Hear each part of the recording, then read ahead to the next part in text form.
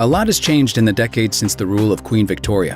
Sure, people are still pretty messed up in modern times too, but the things that used to go down in the late 19th century were some of the weirdest, strangest practices we've ever heard of. Here are some things about that time period that'll make you especially glad to be living in the 21st century. Death photography. The Victorians were sorta obsessed with death. And it makes sense when you consider the smorgasbord of diseases that stalked Victorians. Measles, scarlet fever, diphtheria, rubella, typhus, cholera, you name it. It was sort of a gauntlet of death that children and adults alike ran through every day. Those very real threats and sense of loss led people to keeping trinkets of their dead, like locks of hair and photos of their lifeless bodies. At the time, photographs were still new and barely affordable, so oftentimes, families waited until a loved one had passed before ever taking a snapshot of them. To do so, the bodies were kept at home during the mourning period and staged with children or siblings to pretend as if they were alive during the shot. Some photos even showed faces with open eyes to really capture the creepy essence of it all. You're really messed up. Here you thought those glamour shots from the 80s were awkward. Gravedigger. Gross anatomy is an important course for medical students. It gives them practice slicing and dicing on a human cadaver before they start turning their scalpels towards the living. And in the Victorian era, it was common for students to learn by dissecting those who'd been sentenced to death for a crime.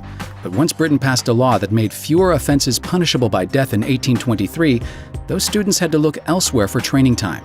Instead of lingering around the executioner's chamber, body merchants started hitting the cemeteries to dig the dead out of their graves to sell them to med students. And they fetched a pretty penny for them too. The fresher the body, the more in demand it was. So when cemeteries started installing watchtowers and guards, body snatchers had to get creative. Sometimes that meant turning those shovels into murder weapons and skipping the graveyard altogether. Whether the students buying these bodies were aware or not, that certainly seems to run afoul of the Hippocratic Oath. But that's not even the craziest thing they did with dead bodies in that era. Corpse medicine.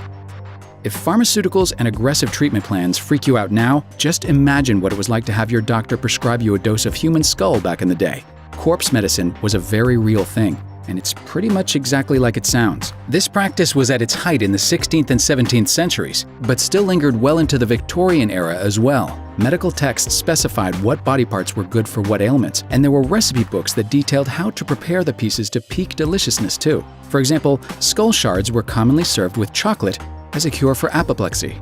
Executioners were often linked to corpse medicine, so it wasn't uncommon for them to do double duty as a bringer of death and healer of the poor, selling pints of warm blood from the recently dead for people to drink. Bad medicine.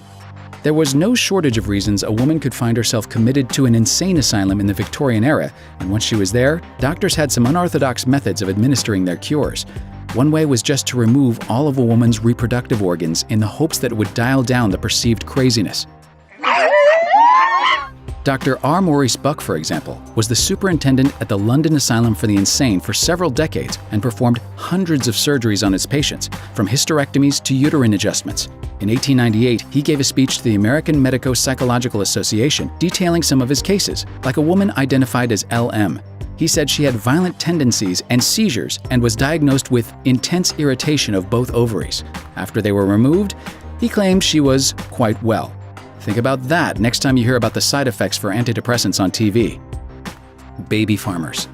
If you thought these practices were dark, just wait till you hear about the Victorian-era baby farmers. At the time, birth control wasn't as sophisticated as it is now, so an unwanted pregnancy could be devastating to a family. That's where the baby farmers came in. These people would take unwanted babies for a fee with the promise of finding them a new home or becoming full-time caregivers themselves. Only not all of them actually placed these children into new families. Instead, they'd collect their fees and then just execute the babies anyway. The worst of the worst was Amelia Dyer, who provided her services to desperate mothers for more than 30 years. She charged the equivalent of $10,000 in today's cash value, and at the time of her capture was taking an average of 6 babies every day. She was convicted after the body of baby Helena Fry was fished out of the Thames River, and she admitted to police that every baby strangled with tape was her victim. It's not known how many she killed, but the number is somewhere in the hundreds. It doesn't get much grislier than that. A separation sale. Divorce wasn't legal in England until the Matrimonial Causes Act of 1857, which meant estranged spouses had to find another way out of an unhappy marriage. As a result, wife selling became a completely legitimate way to get out of a marriage, and it continued well through the 19th century, particularly in rural Britain. According to research, wife sales could happen in public or in private, but the public sales were quite the spectacle. The husband typically put some kind of rope on his unwanted wife, took her to a public square, and asked for offers.